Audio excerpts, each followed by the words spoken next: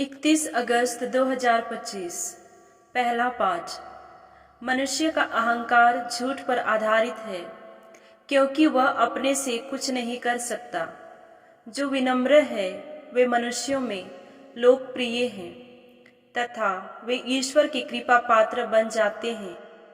यीशु ने पर्वत प्रवचन में विनम्र लोगों को धन्य कहा है। धन्य हैं वे जो अपने को दीनहीन समझते हैं, स्वर्ग राज्य उन्हीं का है। प्रवक्ता ग्रंथ अध्याय 3 पद संख्याएं 17 से 20, 28 से 29। नम्र बन जाओ और प्रभु तुम पर दया दृष्टि करेगा। हे पुत्र, नम्रता से अपना व्यवसाय करो और लोग तुम्हें दानशील व्यक्ति से भी अधिक प्यार करेंगे। तुम जितने अधिक बड़े हो उतने ही अधिक नम्र बनो। इस प्रकार तुम प्रभु के कृपा पात्र बन जाओगे। प्रभु का सामर्थ्य अत्यधिक महान है, किंतु वह विनम्र लोगों की श्रद्धांजलि स्वीकार करता है। अहंकारी के रोग का कोई इलाज नहीं है, क्योंकि बुराई ने उसमें जड़ पकड़ ली है। समझदार मनुष्य दृष्टांतों पर विचार करता है। जो कान लगाकर सुनता है वह मुनि को प्रिय है। प्रभु की वाणी। दूसरा पाठ। संत पौलुस सिनाई पर्वत के विधान तथा यीशु मसीह द्वारा प्रवर्तित विधान की तुलना करते हैं। पुराना विधान लोगों में आतंक उत्पन्न करता था, किंतु नया विधान हमें अभ्यांतर शांति प्रदान करता है। इब्रानियों के नाम संत पौलुस का पत्र अध्याय 12 पद संख्याएं 18 से 19, 22 से 24।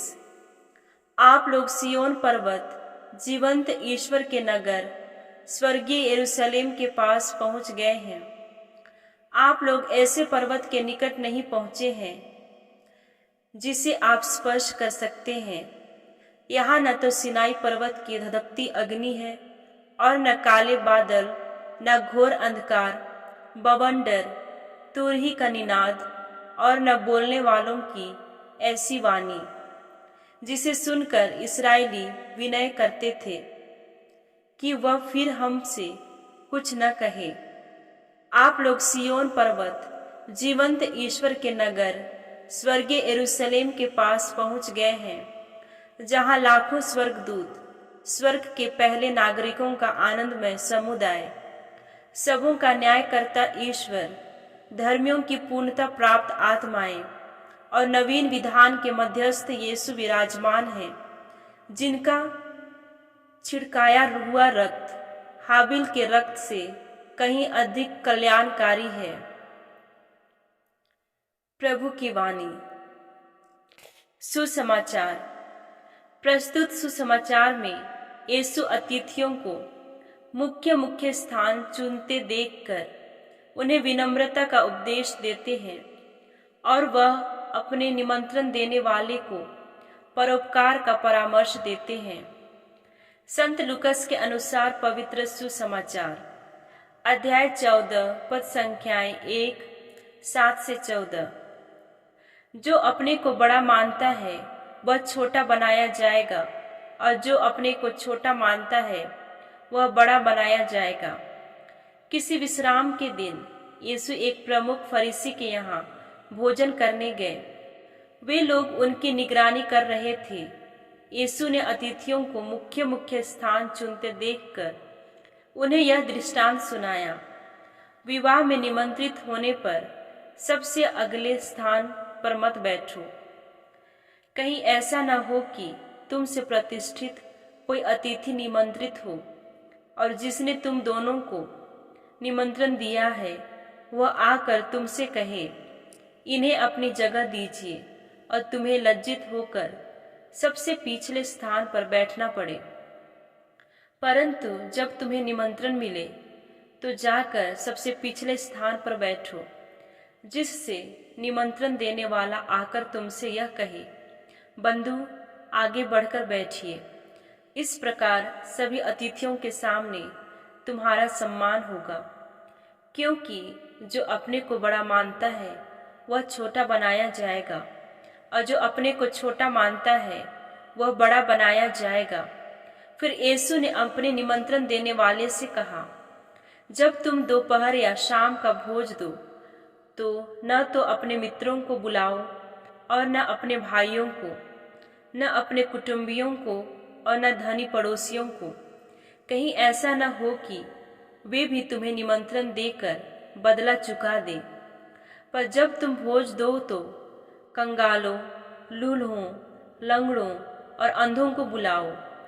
तुम धन्य होगे कि बदला चुकाने के लिए उनके पास कुछ नहीं है, क्योंकि धर्मियों के पुनरुत्थान के समय तुम्हारा बदला चुका दिया जाएगा। प्रभु का पवित्र सुसमाचार। मनन चिंतन।